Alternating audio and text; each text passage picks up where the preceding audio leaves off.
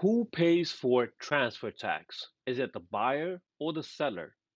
Seller should be responsible for the transfer tax unless it's negotiated in the contract. So the seller is going to pay the transfer tax to the government for selling the property.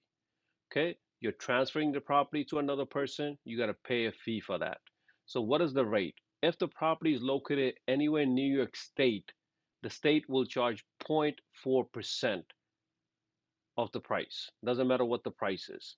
But New York City will charge addition to that 0.4% depending on the property value. If you're buying under $500,000, then you got to pay city 1%. If you're going to buy over $500,000 property, you're going to pay 1.425%. Okay, so let's go over an example for that. So let's say the property is 499, so less than $500,000.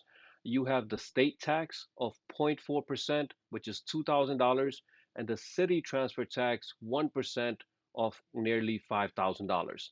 So collectively, you have to pay transfer tax as a seller up to $7,000 if the property is in New York City here. Okay, let's go over another example, and let's say the property value is at $800,000, over 500,000. So let's go over this example.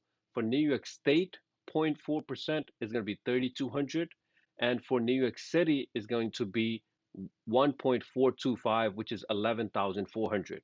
So when you put them together, the seller is going to pay over $14,000 in transfer tax.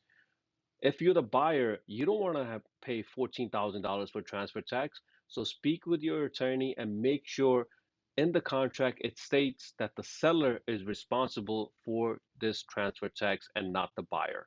I hope this helps. You take care.